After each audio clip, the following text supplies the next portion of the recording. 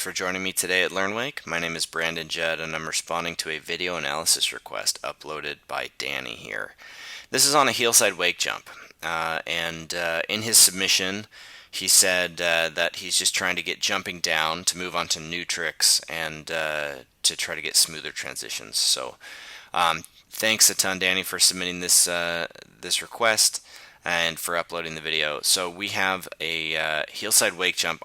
For everyone else watching, just tuning in now, I'm going to play this video all the way through a couple times just so we can kind of see this. It's real contrasty here, so bear with us there, but I'll do my best to get this thing as smooth as possible. So you kind of lose him in the trees there, but should be pretty straightforward. So I'm gonna drag this through and let you just take a peek. So first of all, just a couple thoughts off the top of my head. You don't have to go quite so wide. I mean, you go completely out of frame there. I do like how seated you are on your approach. That's really great.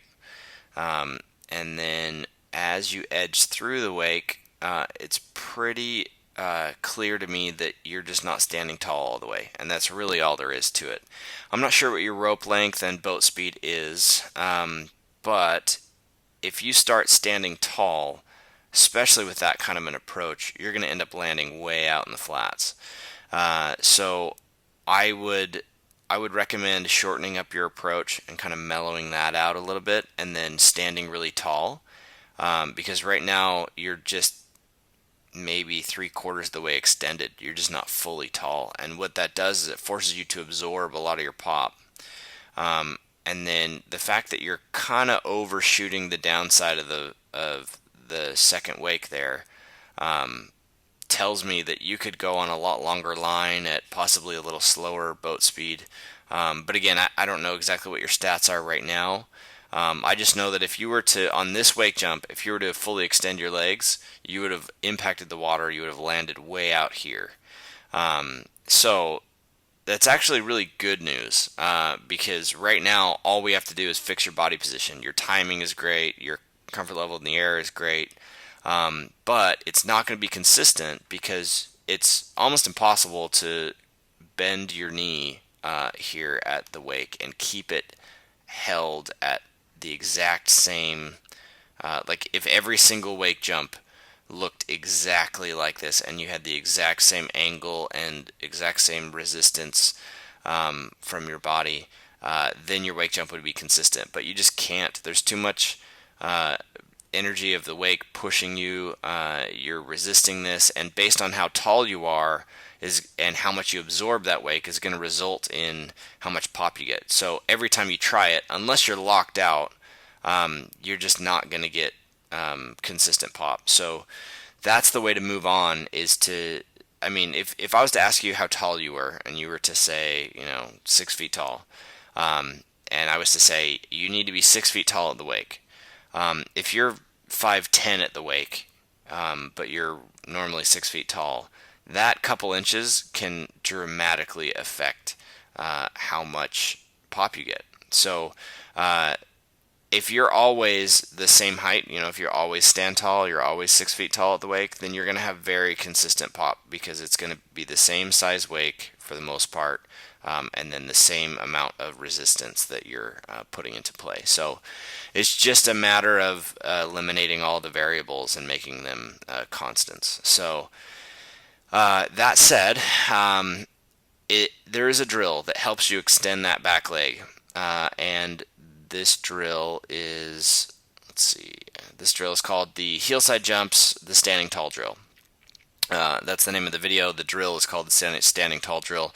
If you watch this video, it will, there's a drill you can practice out in the flats where you focus on locking your legs out and standing tall. So just go on Learnwake and search this video, and go through every step of the drill and practice that. You'll be surprised at how much more height you're going to get out of your wake jumps when you do this. So I just want to show you a good example here to run through of Kyle Schmidt on a Heelside wake jump. So hopefully we can get it timed up here. So you'll see how just how fully extended his legs are at the wake. his board is still in the water a little bit, and he's fully tall. This tall position is key to getting the consistent wake to wake height that Kyle does here.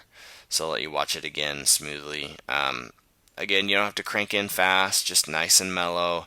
And the key is standing fully tall, and then you'll be able to go wake to wake on a nice long line with a nice big wake. So hopefully that makes sense to you. And honestly, you're not far away from a really quick, really solid fix. So the last thing you mentioned was you wanted to make sure you knew how to move on to other tricks so you can get this consistent. It's a bit of a chicken and egg conversation because you sometimes you have to actually practice not jumping the wakes in order to get better at jumping the wakes, if that makes sense. So ride switch a ton, get cuffed, look up cuffed drills on Learnwake, carve around a lot, do some 180s, some one wake 180s, things like that, and then return to your wake jumps again later, and you'll be surprised it just works itself out. So I would suggest doing some little switch jumps, some switch edging, some sliding drills, some cuffed riding, all the different 180s that you can do on the surface, and eventually one wake. And then once you're working on that, while you're working on your wake jumps, as soon as your wake jumps feel consistent, you can start taking them to 180 and doing them switch and toe side and all of that. And it all just feels much, much better. You'll start grabbing the board and it'll just feel a lot easier and more in control. But again, it is kind of a chicken and egg thing. Like, it feels like in order to progress, you have to have your wake jump perfect before you can do anything else, but you can actually do it the other way around. So good luck with that. I think you're on the right track, and let us know if you have any other tricks you want analyzed. Thanks again.